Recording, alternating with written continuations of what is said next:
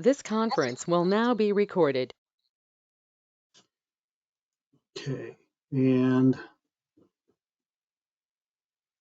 if we can start whenever you're ready, and maybe I think if we can just have people go across and give us their name and community they're from, who they're representing, and we'll take as many notes as we can.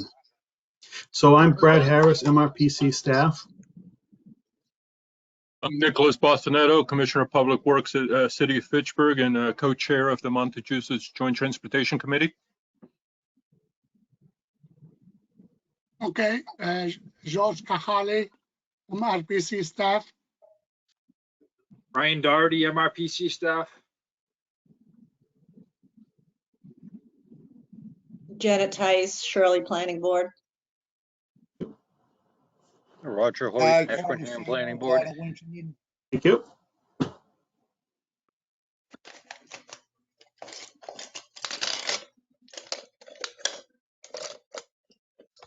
We have Tim Kilhart. Tim Kilhart, Harvard DPW. Okay. We got Roger. Ryan Guy Corbacero, MRPC chair, and Winchendon. Sherry Bean, MRPC staff. George Snow, MRPC staff. Sarah Bradbury, MassDOT District 3. Paula Simmons from MassDOT District 2. Matthew Brenner. I'm sorry, I forgot what community you're with. No problem. I'm with Lunenburg Planning Board. Okay. Janet Tice introduced herself. Caller 0, I believe, is Dick Mackey from Sterling. That's correct. We have Michaela Demore. Can you hear me, Michaela? And you are from? Sorry. That's okay. I'm from WPI. WPI. And we have Frankie Ann Scripsma? Scripsma, yeah. Yeah. Okay. And Also you're from from WPI. Okay. Let me make sure I get the right. Adam Klausner, and you're from WPI? Correct. Okay. Susan LePage from WPI. Derek Cravatt from MassDOT Office of Transportation Planning. Professor Crystal Brown from WPI. Hello. And Randy Williams.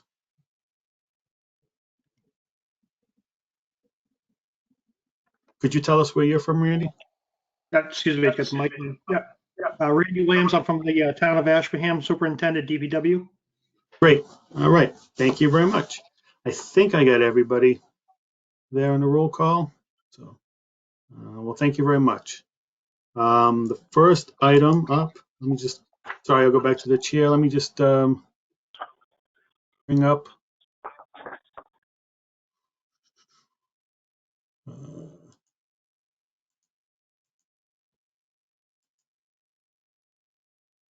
Let's see. I'm trying to share. Trying to. And just try that. Can everybody see the agenda and the minutes? Yes. Yep. Okay, so Nick, I'll turn it back over to you. We're on agenda item 2. Right, so this is the public comment. Brad, are we going over the public comments for the rail trail, or are we going to discuss those when the issue comes? That would be under the TIP amendment. Okay. So is there any public comments? All right, seeing none, we'll move on to item 3, which is approval of the March 10th meeting minutes, which are on the screen right now. And we just need a consensus. So if there are any changes or errors or omissions that need to be done, just let us know. And if not, we'll just ask for a consensus from the group to approve. Aye. Sterling approves. Approve. Anyone with any corrections? All right, so we'll consider them approved by consensus. Right. Next on the agenda is item number 4, the intersection analysis project conducted by WPI. And this is actually, I helped out with this project a little bit. This is Route 2A, Route 12 and 31 in Fitchburg. It's nice to see WPI here today to present. So I'll turn it over to you. I will bring up the presentation and you can just tell me when to move on to the next slide. That's all right. Brad, do you want me to give a quick background on this one? Sure, but can you see the slide right now? The presentation? Yep. Well, I can see, yeah. Yep. Okay, so The executive Sherry has a summary. background for us. Okay, so maybe even more than a year ago, we were contacted by Susan LePage from WPI, and she had mentioned that she had some students who were interested in doing a class project of sorts, and if we had any potential projects that they could assist us with. And we had come up with a couple of intersection studies that communities had requested to be done, and they chose the Fitchburg intersection in like West Fitchburg area. So we had to help them do some traffic counts, and then they've gathered all the data that they needed, and now they have come up with a couple recommendations that I know that they had presented already to the city of Fitchburg. So this is going to be an overview of their findings. So we have Michaela, Adam, and Frankie here. Thanks for coming, guys. Thanks for having us.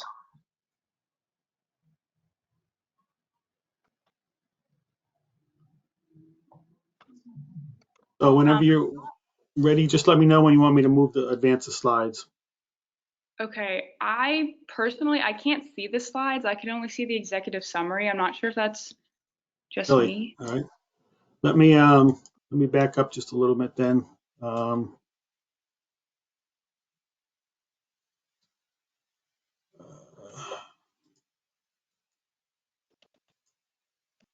Let me just see. I tried sharing for the thing. I'm going to stop sharing for a second. And see about resharing.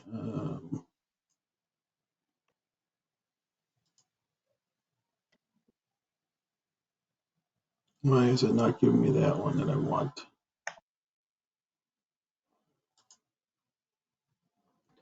All right, I'm going to do my entire screen. And now, can you see can you see it now? Yes, thank you. Okay. Okay, so hello everybody. Welcome to our senior capstone project presentation. We will be focusing on the intersection of Route 12 and 31. My name is Michaela. My name's Adam. Hi, my name is Frankie. So you can move on to the next slide. So now I'm going to talk about our goal statement. So the goal for the senior capstone design project is to develop a final design which improves upon the level of service, driver safety, and pedestrian safety of the intersection. The final design should improve the overall functionality of the intersection while suiting the needs of the residents of Fitchburg. So now I'm going to move a little into the background, a little bit about the background of the project. The intersection has been under study since August of 2020.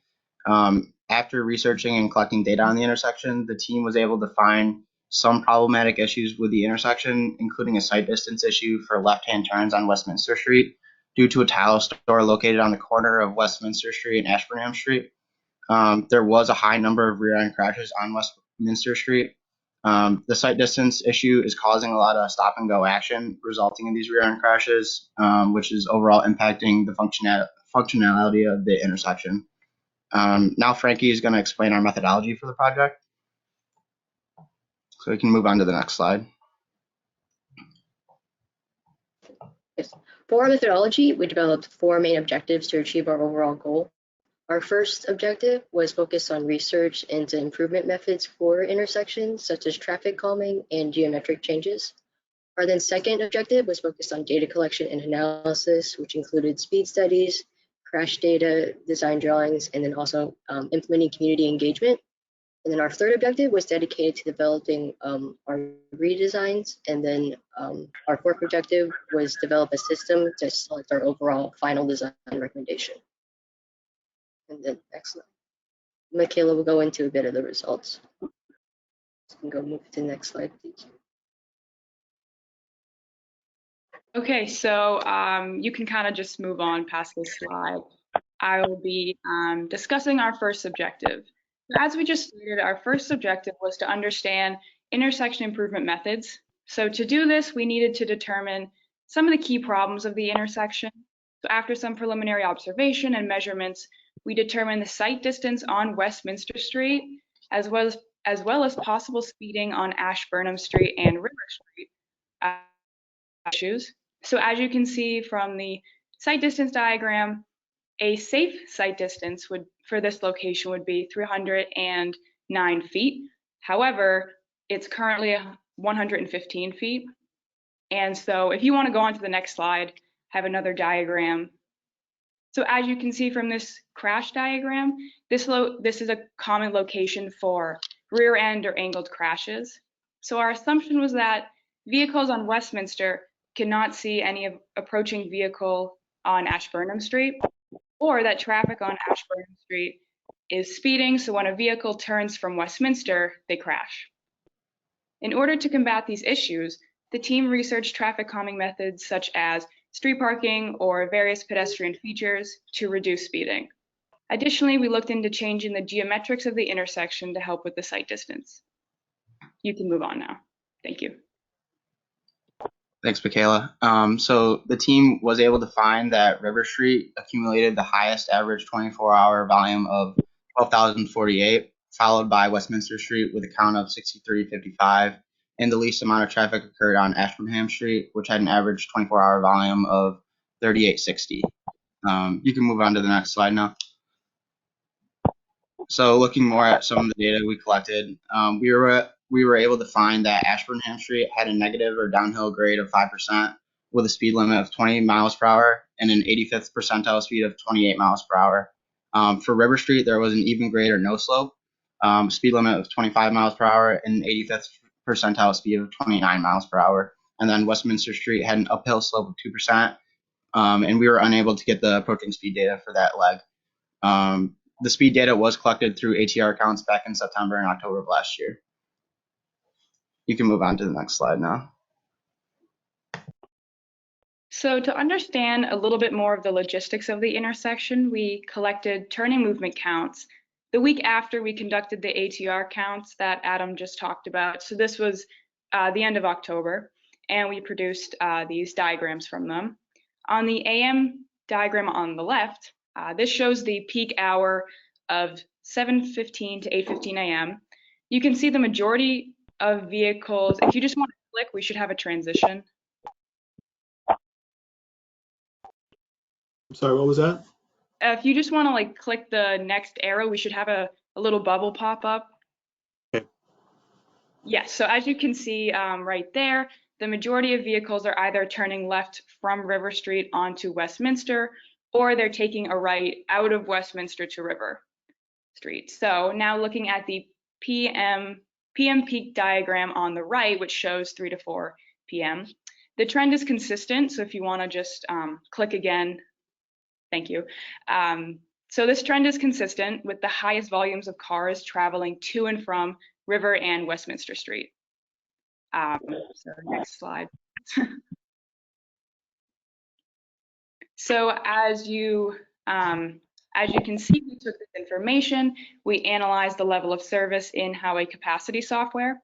The AM results on the left show that the east and westbound legs of the major street respectively receive a C and an F for service, while the minor street receives a D. Similarly, the PM analysis on the right shows the east and westbound legs of the major street also receive a C and F respectively, while the minor street actually failed. Next slide. Yeah, so getting into the signal warrant analysis, 3 of the 9 warrants actually passed the analysis, all of which were related to volume. One was the 8-hour vehicular volume warrant, which surpassed the volume count for one lane for both minor and major approaches. The major street surpassed 400 vehicles per hour, and the minor street passed the minimum count of 120 vehicles per hour. The hours that passed were from 7 to 11 a.m. and 2 to 6 p.m. You can move on to the next slide. And the next warrant that passed was the peak hour warrant. So the red line denotes that both approaches have 1 in 1 lane in each direction. As you can see from the graph, both AM and PM peak hours passed the warrant. The AM peak hour had recorded volumes of 376 vehicles per hour for the minimum approach and 652 vehicles per hour for the major approach. The PM peak hour volumes recorded 717 and 498 vehicles per hour for the major and minor approaches respectively.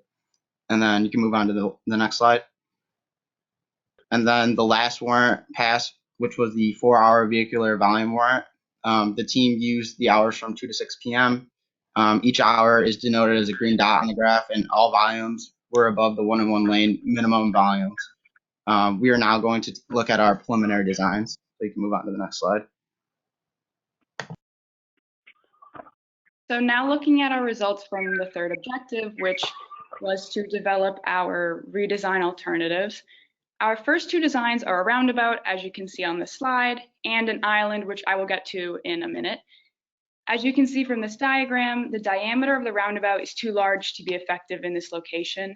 The inner and outer circles represent Mass DOT's standard dimensions for a small and large roundabout at 110 and 150 feet respectively. The size, as well as the close proximity of the existing infrastructure, were a few reasons why we ruled this design out. On the next slide, you can see our island design. So as you can see from this, the island would be placed in the middle of the intersection, and the stop sign would be moved to Ashburnham Street. Therefore, the street with a far smaller volume is now required to stop if they want to proceed onto River Street, as well as they have space to pursue a right turn followed by a stop sign to merge into traffic on Westminster Street. So Westminster and River Street will now have the right of way to continue through the intersection freely. This overall focus of this design was to move the stop sign, thus adjusting the right of ways of each leg. Using the traffic volume we collected, the team ran a level of service analysis on the intersection with this adjusted stop sign location, and the level of service actually increases from an F to a C. So you can move on to the next slide. Yeah, so the next preliminary design was installing an extended bump out on Route 31. As you can see from our drawings, there are 2 different variations to the design. The design on the left avoids utility poles, which is denoted as blue dots on the diagram. The spacing between the current utility poles is 90 feet. And after speaking with traffic and planning teams at MassDOT, either variation would work because there's enough space to install a bump out between the existing utility poles. Although the bump out may be more abrupt in comparison to moving one of the utility poles 20 feet away from the intersection down Westminster Street, there would be a smooth curve from this variation, but there would be an additional cost of $20,000 to move the pole. You can move on to the next slide now. As previously mentioned, the intersection met 3 of the 9 warrants calling for signalization.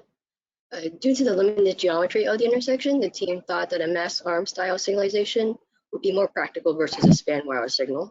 As seen in the figure on the left, the signal would be placed at the corner of River and Westminster Street and then send it out in order to be seen by each leg.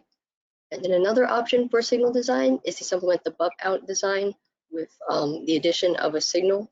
The figure on the right depicts this, as it shows there'd be a bump out on Route 31, and then additionally there'd be where the utility poles are relocated with the additionalization of a signal. We can move on to the next slide.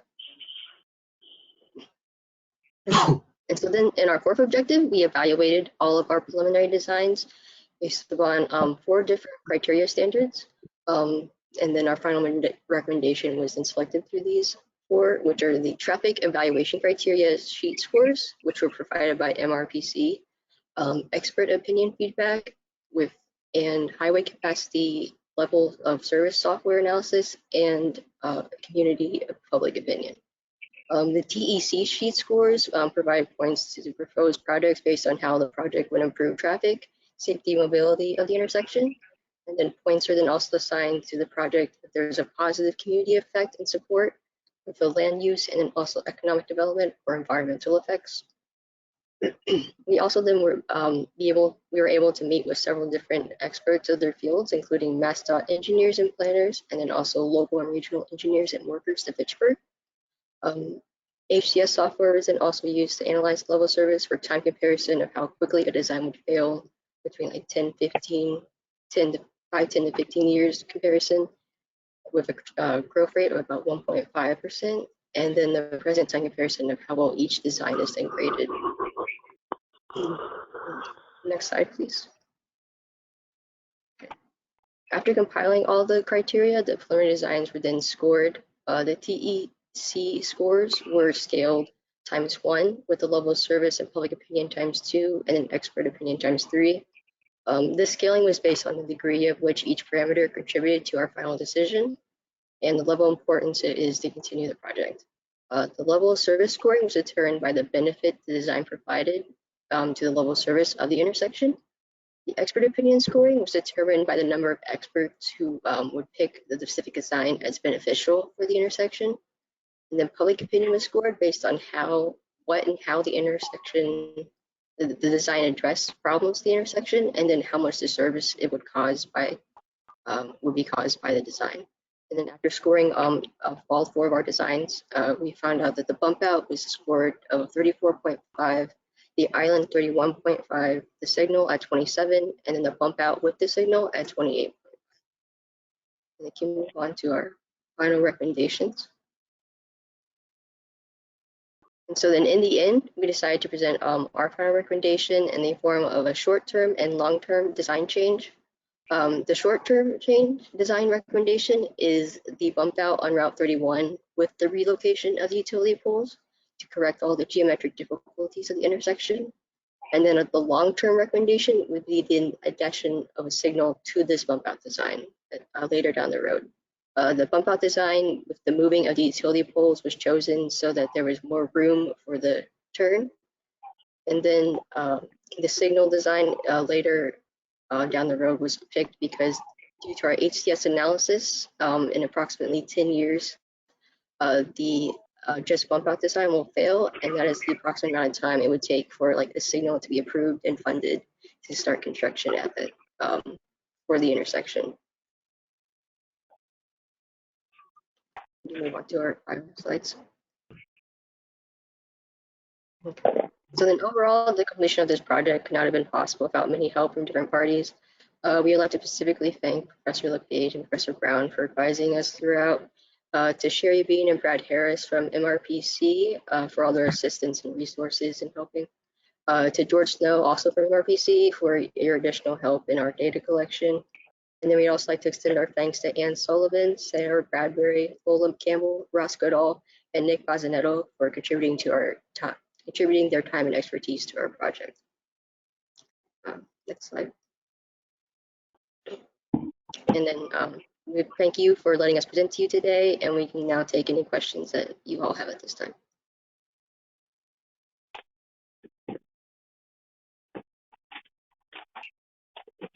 Any questions or comments from the committee members?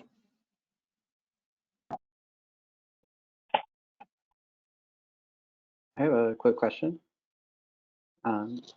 So this is really great. Congratulations on the capstone project, and it's very impressive. I just had a quick question. I'm not sure exactly what the scope was, but just curious how you accounted for in the recommendations things like bicycle and pedestrian accommodations as part of the kind of revamped design for that area, if that was considered as part of the project.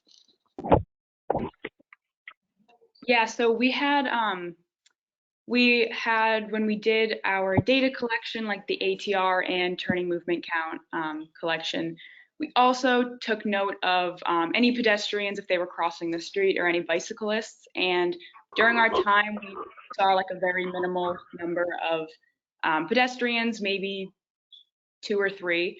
and we didn't see any bicyclists. So we kind of took that into account in our design alternatives, that as they probably are there, they're much less prevalent than the traffic issues that we had seen.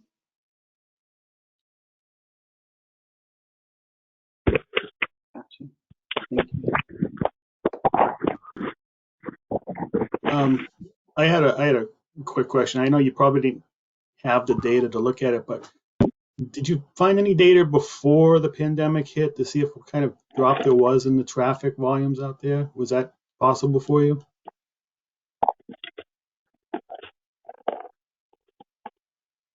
Yeah, so we did find some data.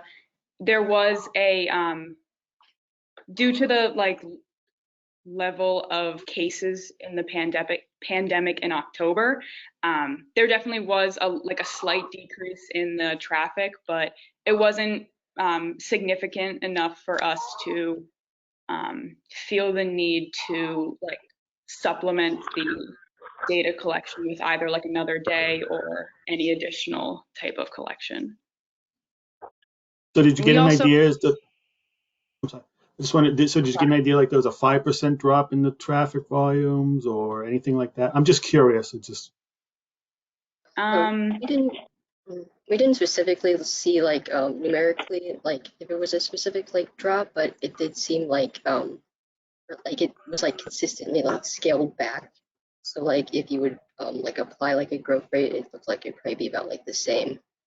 So it was kind of decreased, but it was decreased racially, if that makes sense. I just want to add too that having advised a couple of transportation projects this year, we definitely were concerned about different traffic volumes. I had another team look at an area in Boston, and they did see a significant difference from historical volumes. And so they did end up, we had to go through a process to factor them.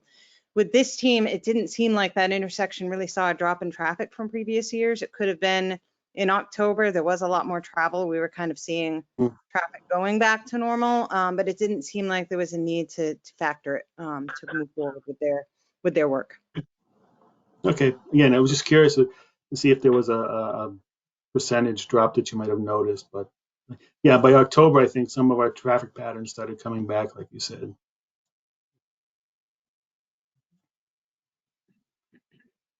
Has there been a response from the city as to what they think and what they might be considering to do moving forward? Yeah, so from as Commissioner of Public Works for the City of Fitchburg, I would like to thank you, Frankie, Adam, and Michaela, as well as Suzanne from WPI for doing this work for our city. If you could please send me that presentation, what I'll do is I'll take it forward and try to start implementing some of the short-term solutions and perhaps look at implementing some of the long-term solutions. And we really appreciate the help on this. Yeah, we definitely can send it to you and get that for you. I think the long term would simply be moving the utility pole would be the long-term improvement that's going to take most. Yeah, we try to, like I told the team, we try to do the short-term implementation, signage, striping, those kinds of things that can be done easily and low cost. And then we start looking at medium and long-term. But realigning the intersection so it's less skewed would definitely help. So we'll start looking into that.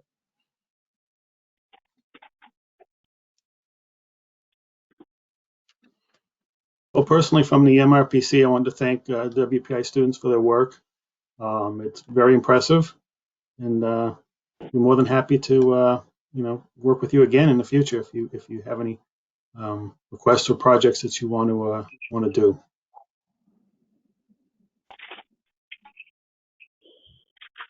Appreciate it. Thank you for helping us along the way. No problem. Any other questions?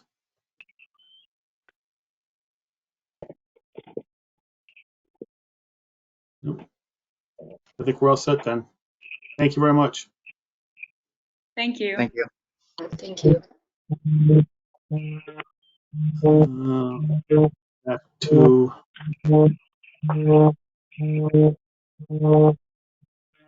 can you see my screen still? Can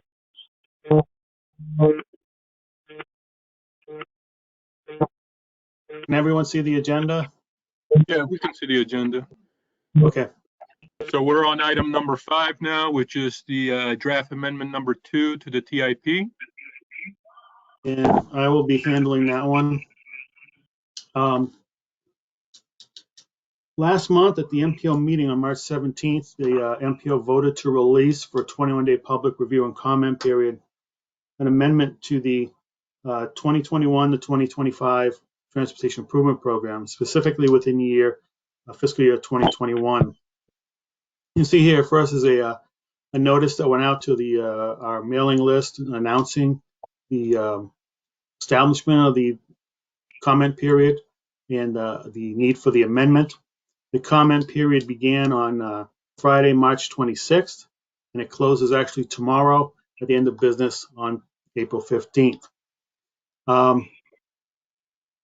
This amendment reflects the removal of a project from the FFY 2021 element of the TIP off of the TIP completely. That is the 2021 to 2025 TIP. The amendment looks like this.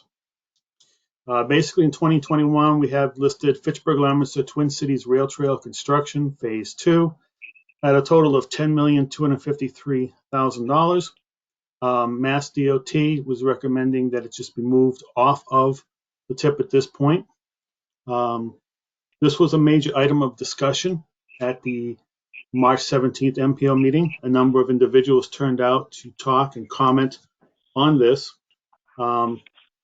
One of the handouts is a listing of comment letters that we've received. Let me just go back a bit. So at the MPO meeting on the 17th, we received comment letters from Senator John Cronin of representing the Leominster area. We received a comment letter from Mayor Stephen D. Natale of Fitchburg about the impact of this move they're talking about. Another comment letter from the North Central Mass Chamber of Commerce, and then one from New View Communities.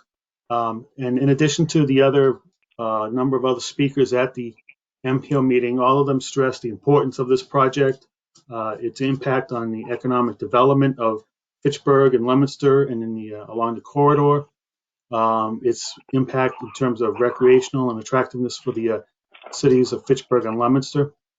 So there was a lot of support and there was a lot of concern on it being moved out. What was originally thought to be 3 years from 2021 to 2024. MassDOT ended up stressing at that point that they're not looking to move it out 3 years. What they were planning to do is just move it from the current TIP, which again covers 2021 to 2025. And in the interim between last month's meeting and this next week's MPO meeting, discuss the problems of the project and come up with, see if they can all be addressed in a more reasonable time frame that will not hinder the momentum the project has and its impact on the communities. Again, just about all the commenters said a 3-year delay in the project wasn't acceptable. They wanted to see something happen sooner. So MassDOT at the meeting committed to do the review and see what can be done and address answers to the MPO members at the April meeting. But in interim, they did vote to release this document for public review and comment. So during the comment period so far, we've received 2 new comment letters, and they were from the Leominster Trail Stewards and the Montachusett Regional Trail Coalition. Again, both expressed their support of the project in total and the need to limit any delays in getting it advertised. So this is where we stand right now on the project, is looking at this TIP amendment. What we're asking for is right now comments from anyone here at tonight's meeting, and then we'll look for a recommendation from the JTC to the MPO to either endorse the amendment as highlighted, or to not endorse the amendment. So at this point, I'd like to just open it up to any comments or questions regarding this plan's TIP amendment, and then get your feedback on a recommendation.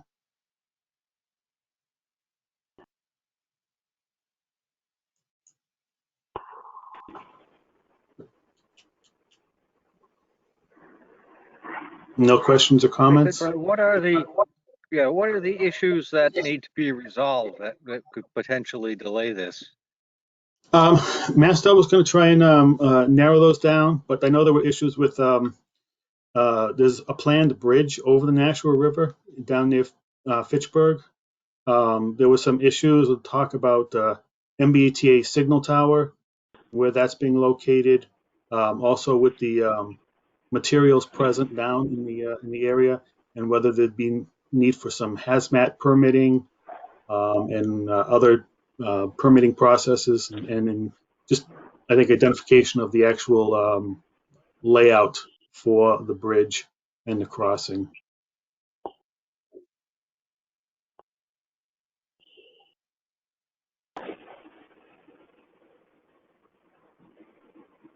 And Brad, just to clarify a point, this is being funded through statewide CMAQ, so it's not coming out of it doesn't really affect the Montachusett's TIP years. It's the statewide, right? Right. It doesn't impact our target projects. So I don't know, Sarah, do you have any information on the questions about those issues? I don't have a lot of specifics, but as you mentioned, basically the final alignment hasn't yet been determined. There's utility issues, environmental issues, issues with the MBTA, and those are all being worked out. We don't have a final 25% design, so we don't, until that's, been established and approved, it's kind of hard to say exactly what the issues will be and how long it'll take to resolve those issues. And that's sort of where we are now. Representatives from both the cities, the trail committees, MassDOT, and Stantec have been meeting since the last MPO meeting, and they hopefully at the MPO meeting can provide more specific details about the issues. I wasn't at those meetings, so I don't know, but that's the general issue. Is there wasn't a final plan to be able to determine what the issues are and how to move forward to address them. I think we'll know more next week for the meeting. And I could speak a little bit to that. The original 25% plans that were submitted actually had the bridge in front of the signal tower for the MBTA, and MBTA said, you can't block the signal tower for the bridge for the trains. So that 25% design had to be, redone. And like Sarah said, we haven't seen the final. And you're crossing you're crossing the Nashua, you're crossing MBTA, then you're landing at the MBTA station in Fitchburg. You got Unitil, their site. So those are sort of and then you have very large gas transmission mains, water mains, sewer. And it's all constrained because of the river and the railroad tracks and the signal tower. So there's a lot of sort of constraints that the design teams are looking at.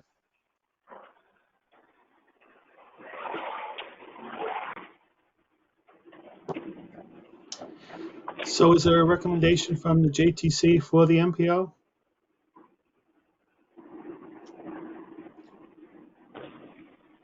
And no recommendation can be a recommendation too. Brad, if I could just add one more thing, like it was said earlier, this project is being funded with statewide funds, statewide CMAQ. The idea with the amendment is we know it's not going to be ready in 2021. We want to move it out so those funds can be accessed for another project that can use them in 2021. But MassDOT is still committed to funding it with statewide funds when the project is ready. And like I said, we don't know exactly when that will be. We'll probably know more next week at the MPO meeting. But again, we're committed to funding the project with statewide funds when the project's ready. I have a question. Then without this phase, How many miles will be completed?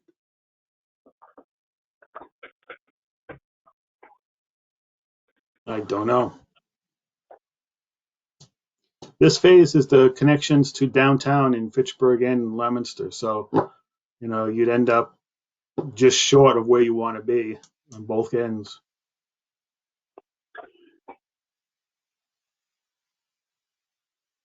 Then the middle can be used. What can be used? The middle section. Yeah, I suppose. You know, that can be opened in the interim. Yeah. But you want to make sure that when the people get to the end, they have a place to go and they're not just stopped in the middle of a you know, rail yard. Wouldn't be the best thing. Yeah.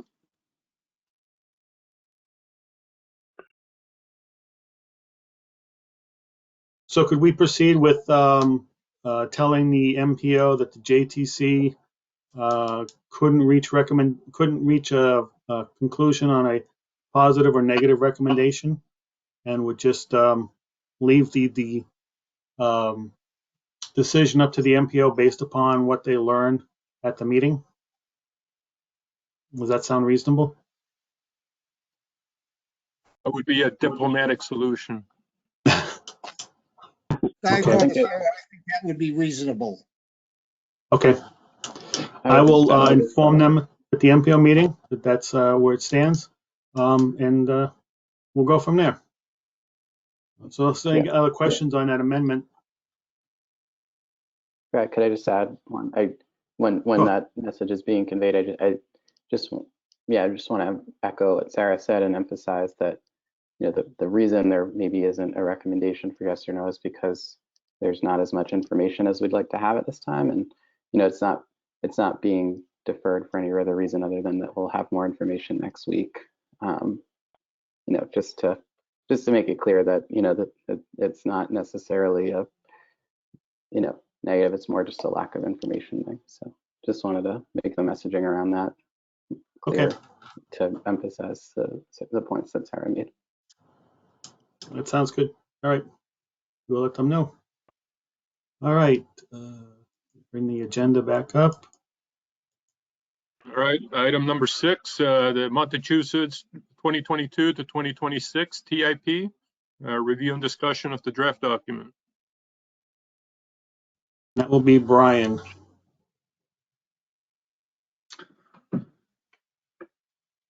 Okay, so at last month's meeting, we discussed scenarios for the target project section of the TIP update, which is years 2022 through 2026. And the JTC recommended what we called scenario 2 to the MPO for discussion at the MPO meeting a week later.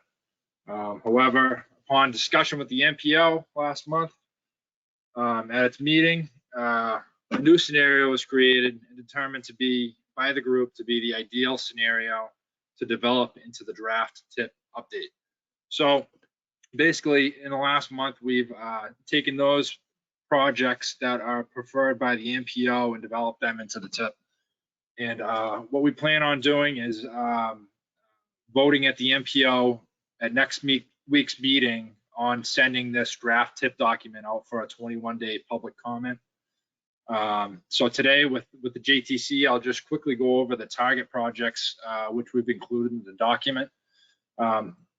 Just as a reminder, basically the 3 types of prioritized projects in the document. There's target projects, which are prioritized by the MPO. Those are projects we've discussed with this group in the last few months.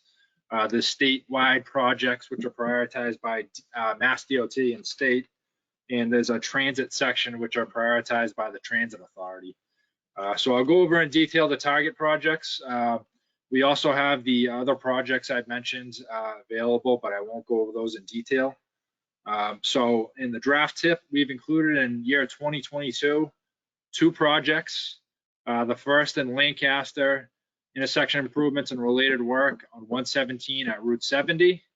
You can see on the handout, it's actually listed as 3 line items. That's because there's 3 different funding sources but it's all one project.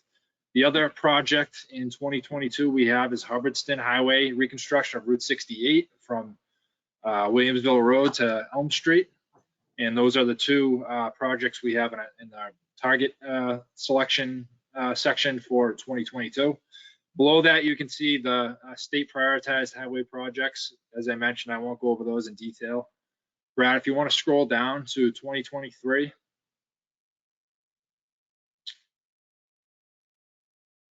Down one more page. In 23, we have three projects listed in target section. Westminster rehabilitation and box widening on 140 from Patricia Road to Princeton Town Line. In Gardner, a roundabout reconstruction at Elm Street, Pearl Street, Central Street, Green Street.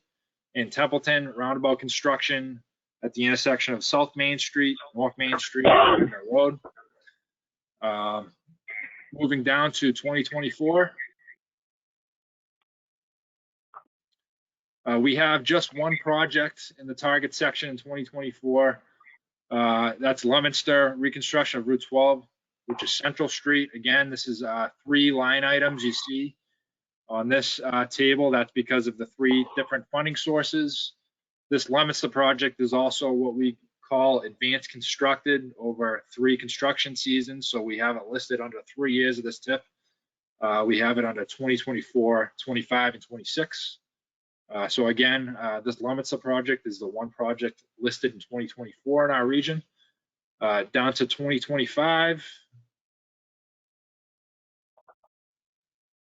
we've got 2 projects, the Leominster project on Route 12, the second year of that project, and Ashburnham Road Rehab on Route 101 South. So those are the 2 projects for 2025.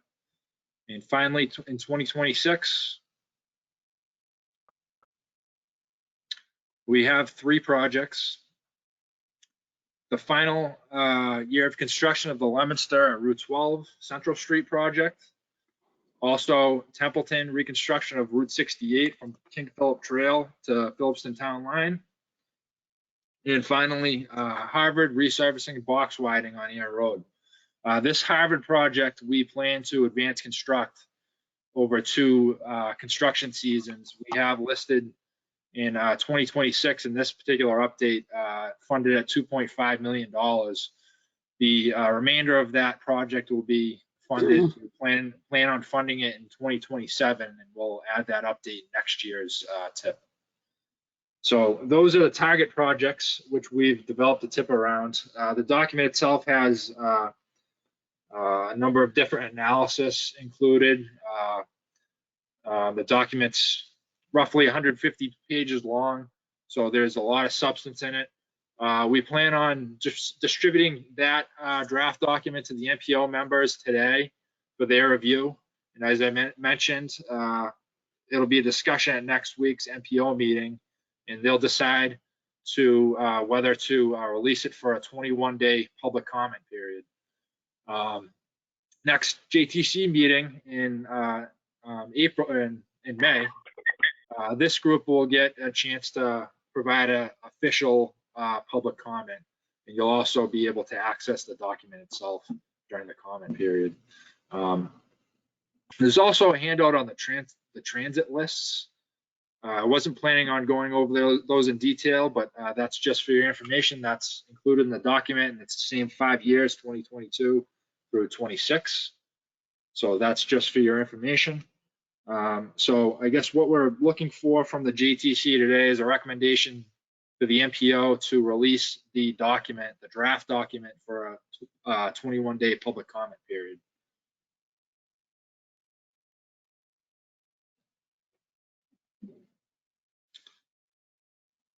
So do we have a recommendation from the group to the MPO?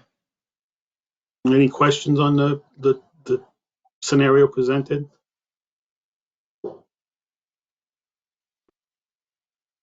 Again, it differs from what was discussed at the last meeting.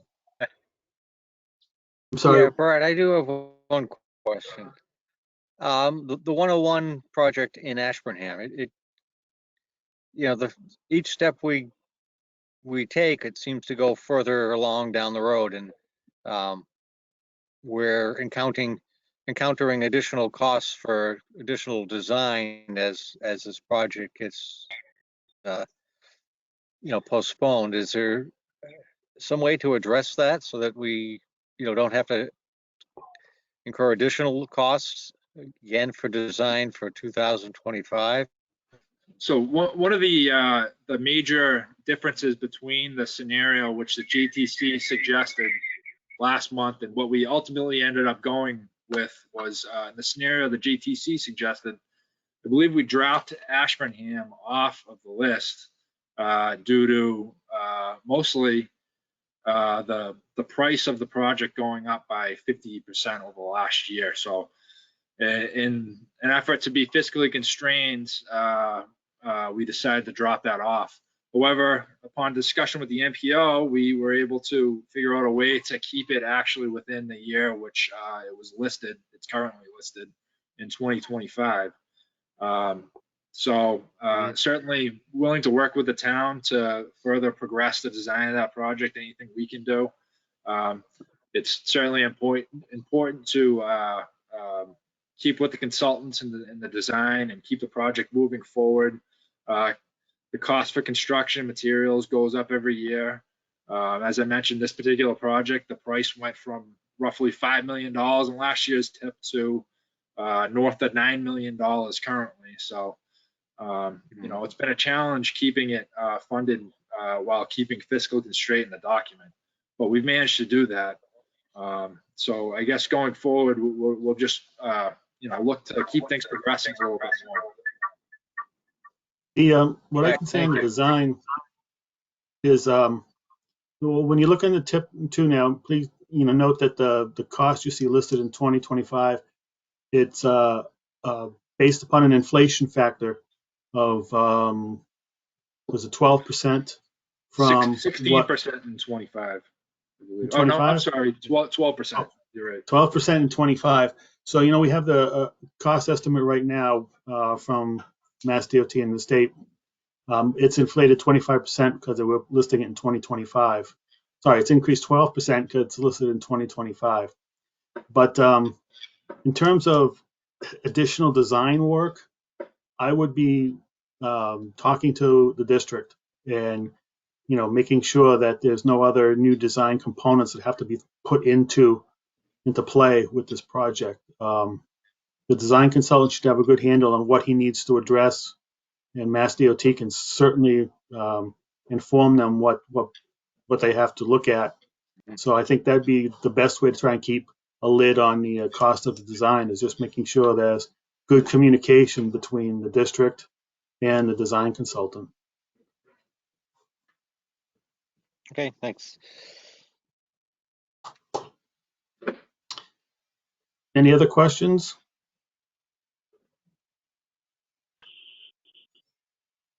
Right, so we have a consensus to recommend to open up the 21-day comment period.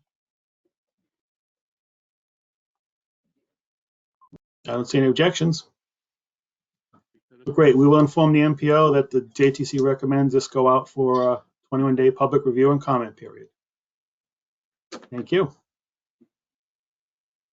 Okay, next on the agenda, we're right on time. Montachusett, the federal fiscal year 2022 UPWP, the Unified Plan Work Program.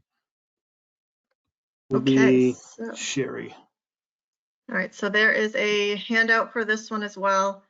So the handout is basically a 15-page summary of the extremely large document, but it is completed. The final, the draft document is complete.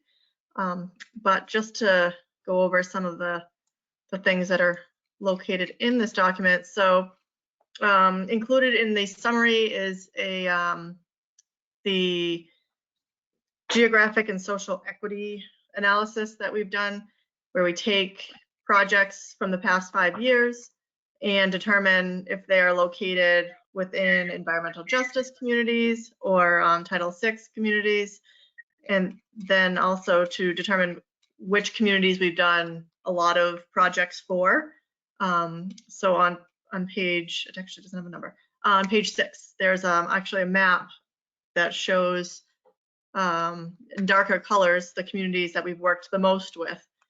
So moving forward, our goal would be to work with the communities that we don't see color for, like the white colored communities. Actually, with Ashburnham, that will be a color for next year because we do have a project for them coming up for this coming year. But we are trying to expand our reach, excuse me, a little bit, to especially the corners of our region. We tend to use the Route 2 corridor quite a bit for projects because those are the more populated communities and they have more crashes or things like that. And then we start getting into some of the newer projects for this coming year, such as the Regional Transportation Plan update. The full-fledged update won't actually really get into detail until the following year, but we wanted to start doing some public outreach, especially with the pandemic now. Public outreach is so much more challenging, so we can get a head start on that and start lining up how our upcoming regional transportation plan will look. And then we also have the mobility and access planning. I know I'd already gone over a lot of these with you in the past meetings, but so we'll just do a quick one. This is where we are going to establish what we've already done in the past. We looked at a lot of our previous work and we'll find gaps in the transportation network and try to come up with projects that could be included in upcoming tips. Corridor profiles, we've done that in the past. We're looking at Route 12, like I said, in Ashburnham, and also in Fitchburg. Let's see. What we got next? Community trail planning. We were contacted by both Winchendon and Sterling to assist with some community trail planning for them. We have intersection analysis. We have a handful of intersections that communities have requested us look at to try to find alternatives. And then we have the overall budget on the very last page that explains every single task and how it will be funded. I think that's generally it. If anyone has any questions on the document, let me know. Otherwise, we are looking for, just like the tip, a recommendation to release the draft for a 21-day public comment period that will go along with the tip schedule too.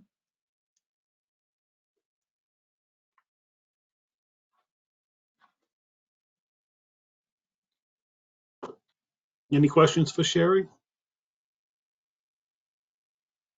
Yeah, Sherry, I'm surprised to see Clinton hasn't gotten any UPWP work.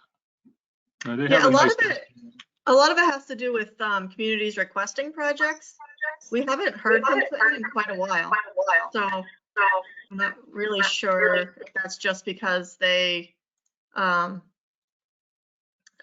have a project to request, or if they're maybe unaware of that. Although we do a lot of outreach prior to the development of UPWP to see if anybody, has any projects in mind, and we always ask that they reach out to us so we can kind of determine if it's a UPWP type of project or another funding source. So that may be something where we could or should reach out to the communities like in the white a little bit more in depth. Maybe if we have individual contacts over there, we can reach out to them directly. But that's definitely something we could look into for next year. I think that will be a sort of like a target community for us in the next few years with the new UPWPs. And I think can say also in the last few years we've done a better job in reaching out to the communities and asking them what they're looking for in their communities. So I think we're getting better in contacting some of these communities and getting them to actually give us feedback. But we'll make a concerted effort to reach out to those communities, obviously going forward in the next few years. Well, I also know that these are just UPWP projects in these communities, not necessarily other work that MRPC as a whole has done, because I'm looking at like Harvard in specific. Like we've done some town center work with them over the years, and it might have been within that 5-year period, but maybe it was under like district local technical assistance, rather than the UPWP. So it might have just been a different type of funding. But yeah, we will definitely reach out to those communities who we haven't heard from for a while. And the other thing, we do have communication with Clinton, like providing a new shuttle service from Fitchburg, Leominster, Clinton to Worcester. This is another service we provide.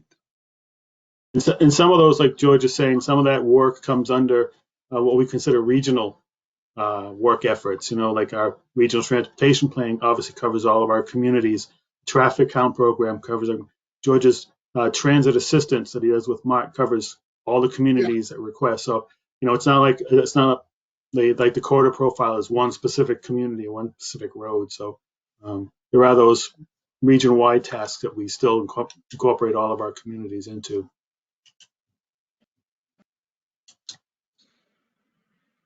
All right, so do we have consensus to recommend sending DPWP to 20-day public comment period?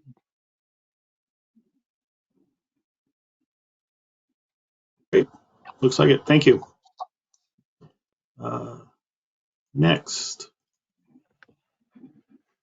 So next item on the agenda is contract status, FTA, RTA, and MassDOT. George, you have anything? No, this is me. I don't have really too much. The capital project, like the one here, we have we're still working on the final phase. It's still under design. Hopefully, will be complete. The design will be completed by June, and the construction of the bathroom and the other shelters and amenity will be completed by the end of this year, 100%, hopefully. The other thing is, as I mentioned, the new service has been started. They called commuter shuttle between Fitchburg, Leominster, Clinton to Worcester, both way.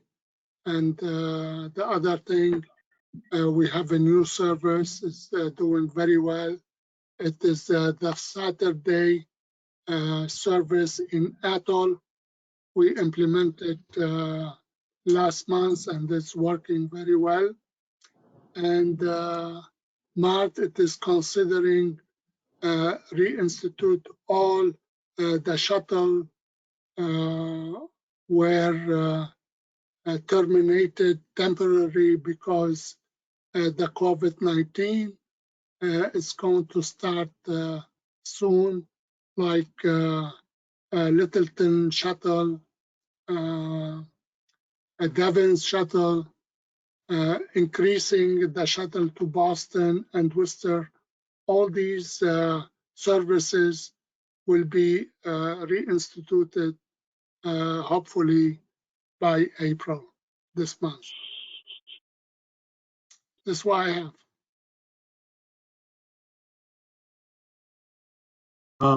Under the MassDOT, I just have a couple items also. One is our traffic interns. We do have one person coming on board. We are still looking for another. So I will reiterate, if you know of any, high school junior, seniors or even young college kids who are looking for a summer job, we still have a position open. You can refer them to our website, which has the job description information, to get further information on and how to contact us regarding their interest in that. We're continuing work on our Route 12 corridor profile in Fitchburg. There's some ongoing crash analysis being done. So far, it looks like we're still on track. So we'll be providing some further updates on that as we move forward. Staff recently attended a online meeting on John Fitch Highway, a climate resilient corridor project. We're part of the steering committee for that. We met back on April 7th. They were presented with some alternatives for John Fitch Highway, and it seems to be that the project's moving forward at a good pace. And hopefully this will result in a tip project down the road for redoing and redesigning John Fitch Highway. And lastly, Sherry has some information regarding the walkability study she's doing for Sterling and Townsend. Yep, so we had scheduled some public outreach meetings for both communities that are going to be in May. The Townsend walkability public outreach meeting is going to be on May 1st, it's Saturday, at 10 o'clock in the morning, and we hope to wrap it up well before lunchtime. And then the rain date will be the following day on Sunday. Sterling will be the next day, Monday, on the 3rd, with the 5 o'clock start time, and then the rain date would be the 4th. I think that we will be meeting in the town hall parking lots for both of these because it's going to be outdoors. We're still trying to do the COVID restrictions. It's our first public outreach meeting since COVID, so it'll be a little different than what we're used to with the social distancing and whatnot. So, but we do hope to have at least, a handful or like 15 at least in attendees where we can walk around in these areas and determine what might help improve or actually what's working. We do like to hear the positives and the negatives of everything, and that will help with our report write-up and development. Flyers will be going out soon, so the communities, I'm hoping we'll be able to put them on their either town websites or Facebook pages and whatnot and get the word out. So I think Townsend's flyer is completed and we're still working on Sterling's currently.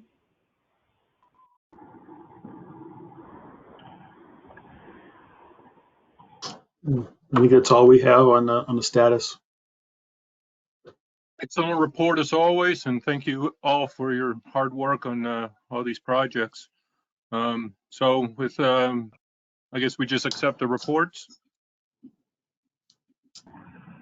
I'm sorry, which report?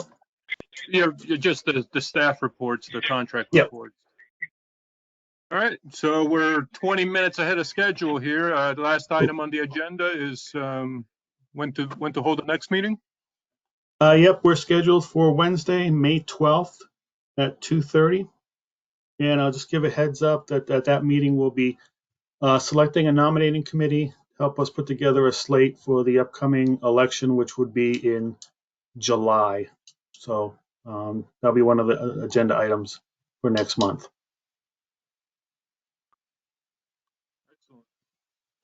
All right.